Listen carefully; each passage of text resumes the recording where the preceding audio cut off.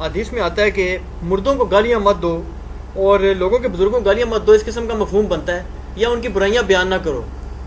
تو آپ جو ہیں یعنی چن چن کے ان کی سینکڑوں ہزاروں صفحات کی جو زندگی ہے، ان کی جو خدمات ہیں، بلکہ مفتی اسحاق ان کے شاگردوں کا بھی اعتراض کہتے ہیں کہ ان کی پوری زندگی میں ہزاروں صفحے لکھے ہیں، چن چن کے ایک لائن لے آتے ہیں اور ان کو جناب مرحوموں کے اس لیے کہ میں اس پہ میرا کلپ چڑھا ہوا ہے اعلیٰ حضرت کے نامکمل مشن کی تکمیل. احمد بریلوی صاحب نے بھی تو اتنی جو پڑیاں لکھی اسام الارمین وہ چن چن کے لے کے آئے. کیا اشری تھانوی صاحب نے جو ہزاروں صفحات میں گستاخیاں لکھی تھی ایک حفظ الایمان کی عبارت ہی لے کے آئے نا؟ کیا رشید احمد گنگوئی نے ہمیشہ گستاخیاں کی ہوئی تھیں؟ اسماعیل امبیٹوی نے ہمیشہ گستاخیاں کی ہوئی تھی؟ ایون میں غلام احمد قادیانی دجال کی بات کرتا ہوں، کیا اس نے ساری باتیں غلط کی ہوئی ہیں؟ جو غلط چیزیں انہیں کو، تو یہ مشن اعلیٰ حضرت ہے. اگر یہ خود نہ کر رہے ہوں ایسے، اس کے جواب کے اندر وہ ارشد القادری صاحب نے جو کتاب لکھی تھی زلزلہ، اس کے جواب میں دھماکہ لکھی دیوبندیوں نے، انہوں نے بھی بزرگوں، یہ خود ایک دوسرے کے بزرگوں کی غلطیاں نکالتے ہیں. مجھ سے نہ گلا کریں، پہلے آپس میں یہ ایک ہو جائے پھر مجھ سے گلا کریں. خود ایک دوسرے کے بزرگوں کی غلطیاں نہیں نکالتے. ہم کیوں نکالتے ہیں؟ یہ ہماری مجبوری. میرے بھائی مجبوری یہ ہے کہ ہم لوگوں کو کتاب و سنت بتاتے ہیں، لوگ کہتے ہیں ہمارے بزرگ یہ کہتے ہیں. مسئلہ 71B کے میں نے تمہیدی 25 منٹ بتائے کہ میں نے بزرگوں کی غلطیوں کا ٹھیکہ کیوں لیا. میں کوئی اور ٹھیکہ لے لیتا جس میں زیادہ نفع ہوتا. یہ اس لیے لیا کہ جب ہم لوگوں کو کتاب و سنت بتاتے ہیں، لوگ کہتے ہیں یار ان بزرگوں نے تو نماز کا طریقہ یہ لکھا ہے، وہ تو یہ کہتے ہیں. پھر میں نے کہا یار بزرگوں سے ہی پہلے جان چھڑائی جائے، اپنے اپنے بزرگوں سے جان چھوڑیں گے تب کتاب و سنت سمجھ آئے گی. تو پھر جب ہم نے اشرف علی رسول اللہ، چشتی رسول اللہ لوگوں کو دکھایا، لوگوں نے کہا یار اتنے بڑے بزرگ اتنی بڑی بلنڈر کر سکتے ہیں، تو ہو سکتا ہے پھر جو آپ مسئلہ بتا رہے ہیں اس مسئلے میں وہ غلط بھی ہوں. ہمیں یہ کورالری کے طور پہ کرنا پڑا ہے، ایبسولوٹلی نہیں، یہ ریلیٹیولی کرنا پڑا ہے. وہ میرا مسئلہ 71B انڈیا اور پاکستان کے بزرگوں کی 19 گستاخانہ عبارات کا تحقیقی جائزہ. اس میں میں نے بتایا کہ میں یہ کرنے کیوں جا رہا ہوں. میں تنگ آ گیا ہوں لوگوں کو قرآن و حدیث بتا بتا کے، لوگ سنتے ہی نہیں ہیں. اور دیکھ لیں میں نے جو اس وقت 5-6 سال پہلے فارمولہ فٹ کیا ہے، آپ دیکھ لیں میں نے وہ جیسے ویکسین دریافت کر لی ہے. دیوبند بریلوی اہل حدیث شیعہ کی اصلاح کی ویکسین میں نے دریافت کر لی ہے کہ ان کے بزرگوں کی آکاس بیل جو لڑکی ہوئی ہے نا، یہ کاٹیں پھر ان کا تنا جو ہے بالکل ٹھیک ہو جائے گا. اس کا کاٹنے کے لیے طریقہ ہے کہ ان کی وہ غلطیاں بتائیں. جب غلطیاں دیکھتے ہو کہتے ہیں یار یہ دیکھو چرسی پاؤڈر نہیں کر سکتا، اپنے نانا کلمہ پڑھائے، یہ ایڈے بڑے بزرگ نے پڑھایا. پھر انجینئر صاحب جو باقی باتیں کرتے ہیں وہ بھی ٹھیک ہی کرتے ہوں گے. یہ مجبوری تھی جس کی وجہ سے ہمیں یہ سب کچھ کرنا پڑا ہے. باقی ہماری کسی کے ساتھ کوئی ذاتی دشمنی نہیں تھی. یہ اس لیے ہمیں ان کی غلطیاں ہائی لائٹ کرنی پڑی. کوئی شوق نہیں تھا واللہ گالیاں کھانے کا، یہ مجبوراً ہمیں کرنا پڑا ہے. اگر اس کی کاسٹ کے اوپر ہمارا کتاب و سنت کا کام بڑھتا ہے تو ہم ضرور کریں گے. اور یہ کام ہم نے بزرگوں سے ہی سیکھا ہے. بزرگ یہی کچھ کر رہے ہیں. حسام الارمین میں بھی یہی ہوا ہے، المہند المفند میں بھی ہوا ہے، دھماکہ میں بھی ہوا ہے، زلزلہ میں بھی یہی ہوا ہے، الحق المبین جو ہے وہ احمد سعید کاظمی صاحب کی کتاب میں بھی یہی کچھ ہوا ہے. تو یہ بزرگوں دیکھا جی بزرگوں کے پیچھے چلنے بھی نہیں دیتے. میں بزرگوں کے پیچھے ٹر رہے ہیں. بزرگوں کو یہ طریقہ سیکھا ہے نا کہ چھوٹی چھوٹی غلطیاں نہیں ہیں، بڑی بڑی ہیں. تھوڑی تھوڑی غلطیاں بڑی بڑی قسم کی وہ پکڑ کے تو آپ لوگوں کے سامنے رکھیں. تو بزرگوں کا مشن ہی میں آگے لے کے چلیں. چلیے بھائی اس میں ایک اور بات بھی آپ سے کلیئر کرا لوں. یہ بھی اکثر بات ہو جاتی ہے نا، ایسے ضمن سوال بن گیا ہے کہ 2 طریقے ہیں. مثلا آپ یہ فرمائیں کہ چلو یہ جو اس قسم کی عبارات ہے نا کہ جو جن کی کوئی طویل ہی ممکن نہ ہو، یا آپ کہیں جس میں شرک اوپن ہو گیا ہے یا بے دلیل بات ہے. اب ایک چیز آ جاتی ہے کہ یعنی اسماء و رجال کی بحثیں چھڑ جاتی ہیں، یا وہ مطلب ہے اس میں اجتہادی مسئلہ ہے، محدثین کے سنوں میں اختلاف ہے، اس پہ ایک شخص کوئی اپنی رائے بناتا ہے. مثلا نماز کے طریقے میں کوئی اختلاف دیکھ لیں، کچھ کر لیں، تو وہ کہتے ہیں کہ یار اس میں آپ یہ بات کہتے ہیں کہ میری دلیل زیادہ مضبوط ہے، ہو سکتا ہے دوسرے کی بھی غلط ہے، چلو میری نزدیک. جیسے ڈاکٹر صاحب نے بھی کسی کا حوالہ دیا تھا کہ ہمارے نزدیک ہم 100% ٹھیک ہے، لیکن ہو سکتا ہے یار دوسرا بھی ٹھیک ہو. امام شافعی کا تو وہ کہتے ہیں جی آپ ایسی بات کیوں نہیں، کبھی نہیں کی آپ نے کسی نہیں کیوں نہیں کرتے میرے بھائی. میں تو اس سے آگے کی بات کرتا ہوں. میں نے تو کلپ چڑھا ہوا ہے کہ ہاتھ چھوڑ کے نماز پڑھنا بھی ثابت ہے، ہاتھ باندھ کے بھی ثابت ہے. میں نے تو یہ بات کی ہے. نہیں وہ تو دونوں ثابت ہے نا. وہ کہتے ہیں جی کہ مثال کے طور پہ آپ اس بات یعنی وہ یہ کہتے ہیں جو ثابت نہیں ہے میں اس کے اوپر بھی آنکھیں بند کر کے کہوں کہ تھوڑا بہت ثابت ہے. جو ثابت نہیں ہے وہ تھوڑا بہت تو ہر چیز ثابت ہی ہے نا. ایسی تو تھوڑا بہت تو میرے بھائی پھر کیا انہوں نے یہی کرائٹیریا بنایا ہوا ہے؟ کیا وہ دوسروں کے مسلکوں کے اوپر، کیا انگوٹھے چومنے والے مسئلے میں جو فقہ حنفی کی کتابوں سے رد المختار کے اندر فتاوی شامی میں ثابت ہے، کیا دیوبندیوں نے یہ مان لیا ہے کہ یار بریلوی خیر ہے انگوٹھے چومتے ہیں تو چومنے دو یار، ہماری کتاب میں لکھا ہوا ہے، وہ تو اس کو بدعت کہتے ہیں. یہ خود یہ سب کچھ کر رہے ہیں کیا؟ ہم بھی کبھی کسی کے اوپر بدعت کا فتویٰ نہیں لگاتے ہیں. ہم دلائل اپنے پورے پیشن کے ساتھ پیش کرتے ہیں. اس کے بعد ہم اگر اس کے بعد یہ رزلٹ نکلے کہ میں کسی کے پاس نماز پڑھنا چھوڑ جاؤں پیچھے، پھر آپ کی بات بالکل ٹھیک ہے. میں جب ساروں کے پیچھے نماز پڑھ رہا ہوں تو مطلب یہ ہے کہ جو بغیر رفع دین کے بھی نماز پڑھ رہا ہے، میں یہ مان رہا ہوں کہ اس کی نماز ایک سبسسٹنس لیول کی نماز ہو رہی ہے، تبھی تو میں اس کے پیچھے اپنی نماز پڑھ رہا ہوں. تو میں تو عملاً یہ کر رہا ہوں، لیکن دیوبندی بریلوی ایک دوسرے کے پیچھے نماز پڑھنے کے قائل نہیں ہے. تو اللہ کے بندے، آپ جب بھی ڈیپ ڈگ کریں گے انجینئر صاحب، آپ ان سے 1 کروڑ گنا آپ کو بہتر نظر آئیں گے. یہ صرف ان کے دعوے ہیں، ٹھیک ہے نا. وہ جب آپ ان کو ڈیپ ڈگ کریں گے ان کی اصلیت آپ کے سامنے آ جائے گی، یہ خود کس لیول کے اوپر اترے ہوئے ہیں. ہم اختلاف رائے کرنے کے بعد کہتے ہیں کہ یہ جو کچھ میں نے حق بیان کیا وہ مطلب اللہ تعالیٰ قبول فرمائے. اگر غلط بات ہوگی اللہ تعالیٰ ہمارے دلوں سے معاف کرتے ہیں. اور ہم وثوق کے ساتھ، ظاہر ہے میں تو وہ کہتے ہیں نہیں اتنا اوور کانفیڈنٹ ہے. بھائی اوور کانفیڈنٹ اس لیے ہو کہ میں اگر قرآن اور حدیث کے بارے میں اوور کانفیڈنٹ نہ ہوں تو میں بے ایمان ہو جاؤں. میں فنڈامنٹلسٹ بھی ہوں. اگر میں کہتا ہوں کہ یا علی مدد کہنا بالکل غلط ہے، یہ شرکیہ کلمہ ہے، تو میں اس لیے کانفیڈنٹ ہوں کہ ایاک نعبد و ایاک نستعین میں نے پڑھا ہوا ہے. تو میرے ایمان کا تقاضا ہے کہ میں قرآن و سنت کے دلائل پہ پورے پیشن کے ساتھ اپنی بات پیش کروں. یہ ایمان کا تقاضا ہے. ہاں اس کی بنیاد پہ اگر میں تکفیر کر رہا ہوں کسی کو اسلام سے نکال رہا ہوں، آپ کی جوتی میرا سر، لیکن ایسا نہیں ہے. لیکن جن لوگوں کی وکالت میں آپ مجھے کہہ رہے ہیں نا، وہ لوگ یہی کرتے ہیں، انہوں ایک دوسرے اسلام سے نکالتے ہیں. اچھا علی بھائی، اب ایک کوشچن ہے جو کہ بار بار ہی ہو رہا ہے، وہ یہ ہے کہ آپ نے جتنی بھی تنقید کی، ابھی بھی آپ نے مطلب اپنے جو باتوں کے اس میں آرگومنٹس دیے ہیں، ان ساروں کی بنیاد یہ ہے کہ جی ان کے اکابرین نے ایسا کیا ہوا ہے، دیوبندی ہوں، بریلوی ہوں، اہل حدیث ہوں یا شیعہ ہوں، ایون کہ جو آزاد خیال ہیں جیسے غامدی صاحب ہیں، ان سے بھی آپ کے ذرا اختلافات اور ہونے چاہیے. اب سوال یہ پیدا ہوتا ہے کہ میں ان کا نمائندہ نہیں ہوں، یہاں پہ جتنے اشخاص بیٹھے ہیں یہ سارے ان کے نمائندے نہیں ہیں، بلکہ ہمیں تو تانا دیا جاتا ہے کہ ہم تو آپ کے مقلد ہیں. آپ کے مقلد ہیں. ہمیں تو مجھے تو لوگوں نے کہا کہ نقوی کا ذرا ایڈریس ہمیں دیں، اس کو تمیز نہیں ہے انجینئر صاحب سے بات کرنے کی، اس کو ہم ذرا ایک بار مزہ چکھائیں. ہمیں تو لوگ یہ بھی کہتے ہیں. تو ہم نے تو کبھی نہیں لوگوں کو آپ کا موبائل نمبر بھی نہیں دیا. ٹھیک. اچھا اس حوالے سے کہ یار اس کو سیدھا کرو ذرا، یہ بڑی گستاخیاں کرتا ہے.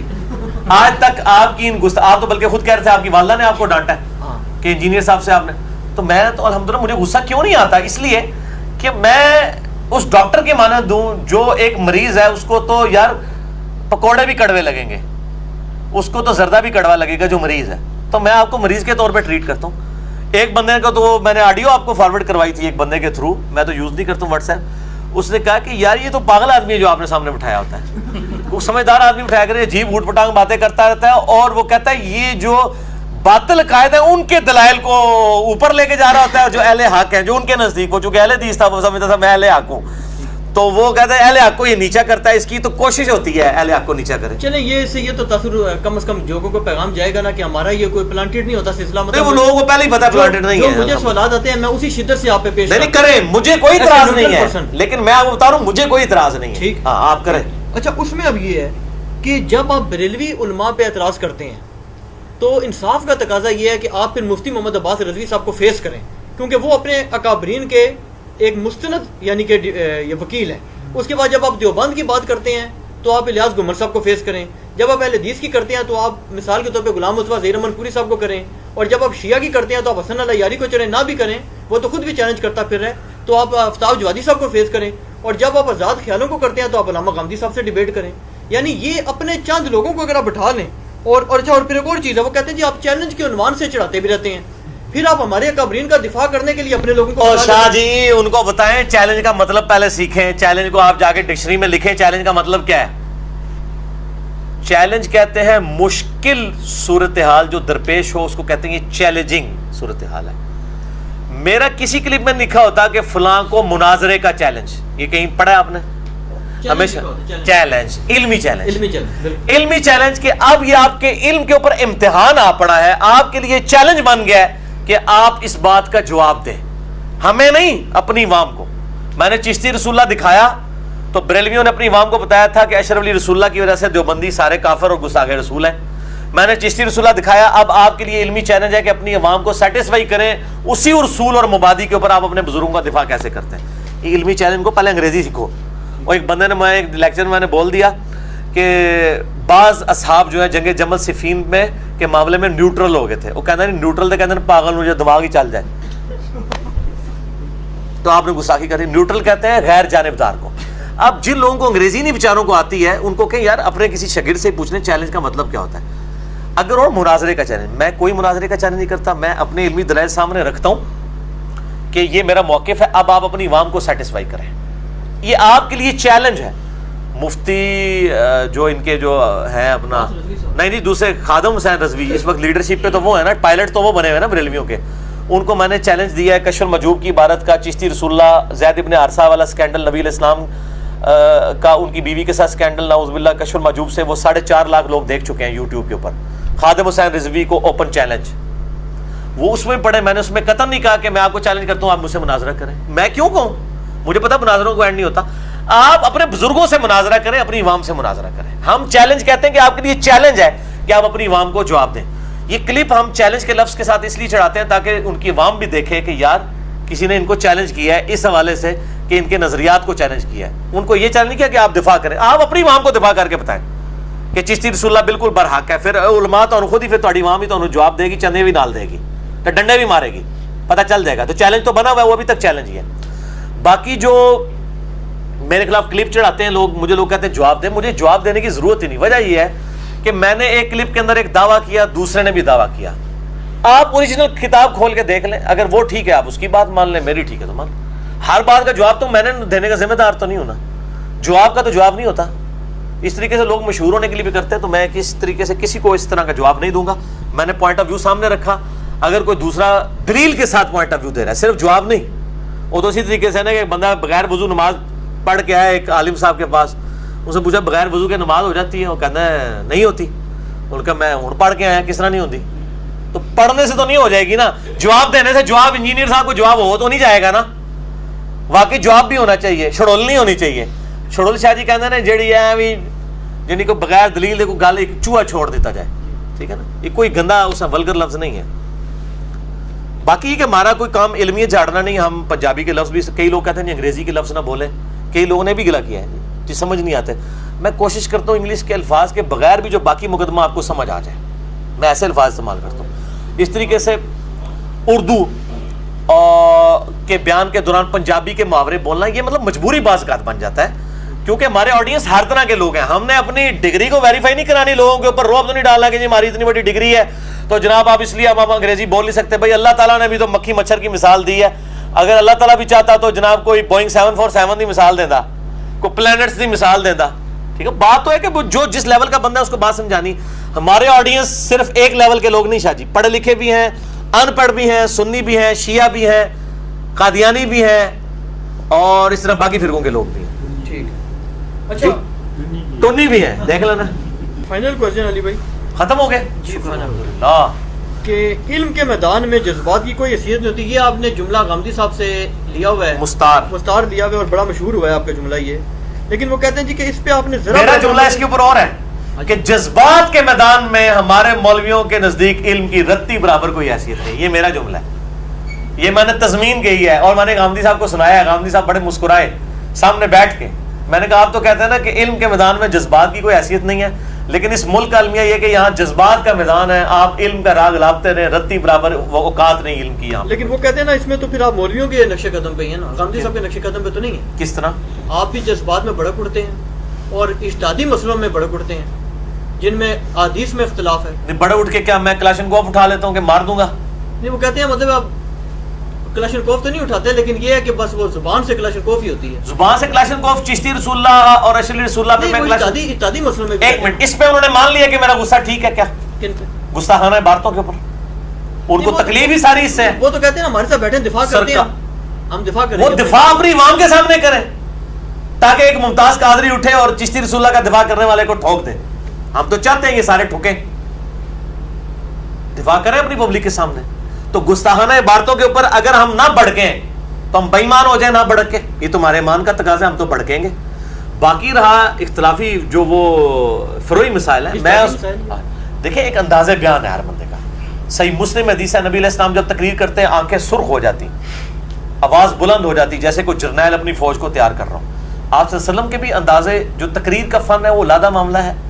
اور باقی جو آپ اپنے پرسنل جو معاملات ہیں, میری الحمدللہ شادی کو آپ سمجھ لیں تقریباً کوئی 12-13 سال ہو چکے ہیں. میری اپنی وائف کے ساتھ کبھی بھی لڑائی تو میں کوئی ہاتھ اٹھانے تک کی نوبت ہی نہیں آئی, نہ اس نے کبھی ہاتھ اٹھایا ہے نہ کبھی میں نے اٹھایا ہے. تو اگر میں اتنا جذباتی ہوں تو میری تو آئے دن لڑائی ہوتی ہو, تو ایسا کبھی نہیں ہوتا. الحمدللہ میں بڑا تحمل مزاج بندہ ہوں. باقی میں اپنے پورے پیشن کے ساتھ اپنے دلائل سامنے رکھتا ہوں. اس کے بعد میں کلاشن کوف نہیں اٹھاتا, وہ اس لیے کہ میں اس کو صحیح سمجھتا ہوں اور میں دلائل آپ کی کتابوں سے پیش کر رہا ہوں. آپ کہہ رہے ہیں بخاری قرآن کے بعد سب سے افضل کتاب ہے, میں بخاری سے حوالہ دے رہا ہوں, آپ نہیں مان رہے, تو میں تو جذبات میں اس کو بیان کروں گا نا. اور یہ جو غامدی صاحب کے جملے کو مس کوٹ کر رہے ہیں, علم کے میدان میں جذبات کی کوئی حیثیت نہیں, اس کا مطلب آپ نے کیا سمجھا ہے؟